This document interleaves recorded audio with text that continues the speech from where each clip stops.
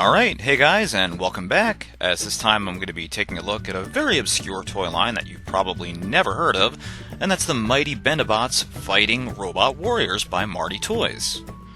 Now, the Mighty Bendabots Fighting Robot Warriors is an extremely obscure toy line that very little information is known about whatsoever. They seem to be a take on if you took the best elements of the Transformers and combined them with elements of Dungeons & Dragons, you would have came up with this toy line. They were originally released in 1985 by Marty Toys, or otherwise known for short as M-Toy Company, and they were released in packs of 2, which came with an accessory pack, or they were also sold individually with their accessories. Now, the main feature is, aside from the interchangeable accessories, is that you can bend them and pose them in different positions. There were only 4 known robots that were actually advertised on the back of the 2-pack packaging, and these were Bong, Zabo, Taka, and Umda.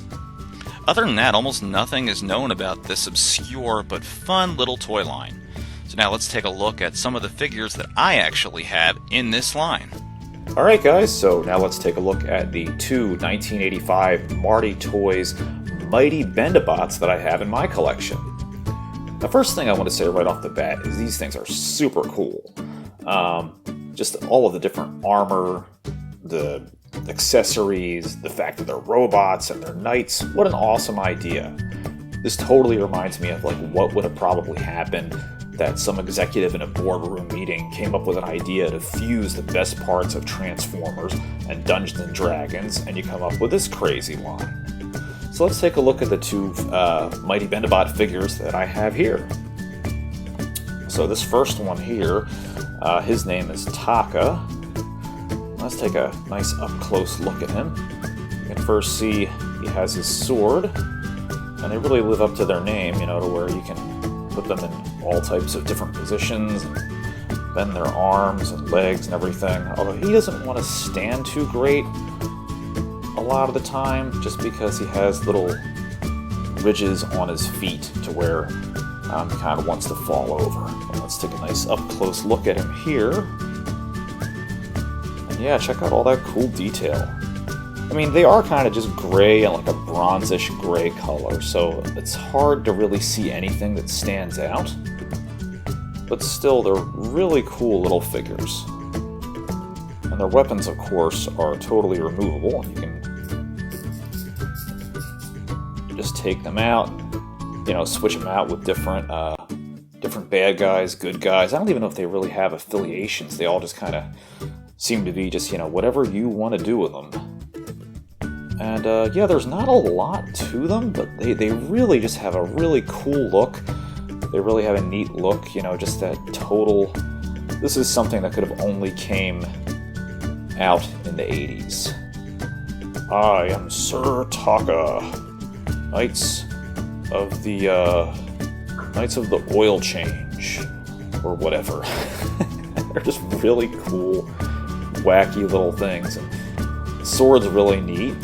It's like some crazy fusion of outer space and knights and everything. It's just really, really cool. So not much to go into detail with these guys, but they sure are neat to look at and to play with. I mean, they're just fun.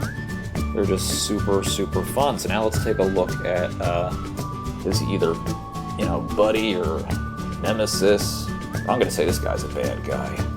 And this guy here, his name is Umda, or Yumda. I don't know how you would pronounce that now. Unfortunately, his one little arm here doesn't really bend like it used to in certain parts. It'll bend at the elbow, but up at the shoulder, I think the wire's finally been shot on that. But check out this cool shield.